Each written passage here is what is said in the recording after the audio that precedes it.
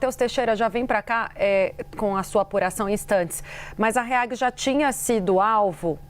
da Operação Carbono Oculto, né, que apura a relação um pouco mais sensível até, inclusive, do setor de combustíveis com o PCC, empresas financeiras. Então, já era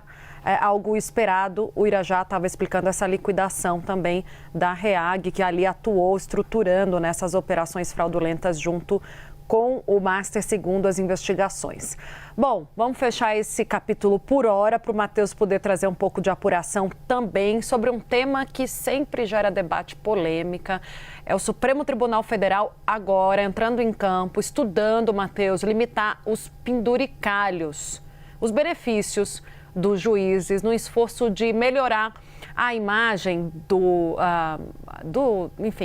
judiciário, dos magistrados, de uma forma geral, depois da crise do Banco Master. Vai avançar, Matheus? Porque a gente sempre ouve essa discussão, o debate, né, a avaliação e pouca efetividade, né, nesse assunto que chegou até a ser discutido no Congresso Nacional de novo recentemente e não avançou. Exatamente, Tainá. A gente sabe que esse assunto sempre vem à tona, com frequência surgem notícias de salários astronômicos de juízes em todos os estados do Brasil e isso gera um desgaste muito grande para a imagem do judiciário. O Supremo Tribunal Federal tem hesitado em julgar isso, já podia ter tomado alguma decisão a respeito, isso ainda não aconteceu, mas agora existe uma movimentação nos bastidores entre os ministros para tentar dar um desfecho para essa história e, de fato, uniformizar o pagamento dos magistrados no Brasil para acabar com aquela história de criação de auxílio terno, auxílio biblioteca, essas coisas que acabam tornando o salário deles muito mais alto e superando o teto constitucional que é estabelecido pela Constituição, o que em tese não poderia acontecer, mas a gente vê com muita frequência. Tem julgamento no Supremo sobre isso, que julga a questão dos quinquênios, que é um desses adicionais que engordam o salário dos juízes. Tem outras ações que tratam de outros tipos de benefício e uma das ideias dos ministros é julgar isso para acabar com essa farra dos supersalários como uma forma de melhorar a imagem do Supremo, que a gente sabe que anda um pouco desgastada. Além disso, o presidente do Supremo, Edson Fachin,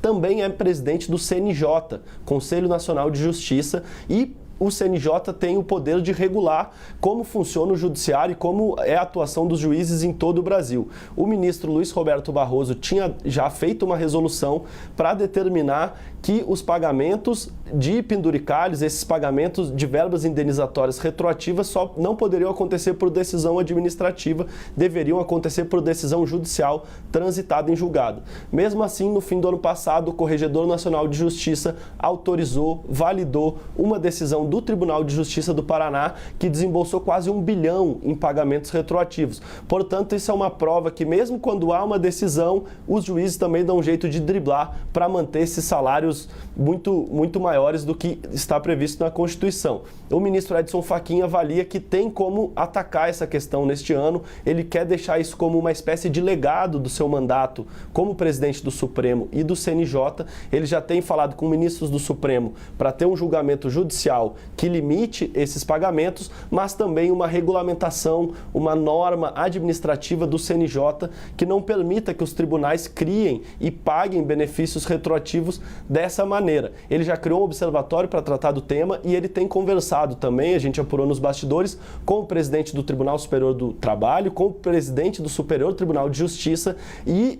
a avaliação é que atualmente, tanto Fachin, que já tratava desse tema antes de ser presidente, e os presidentes dos tribunais superiores de justiça e do trabalho também têm um histórico de críticas a isso. Então, a ideia é que com essa frente dos 3 presidentes, eles consigam fazer uma pressão que dê conta de superar o lobby das associações de magistrados que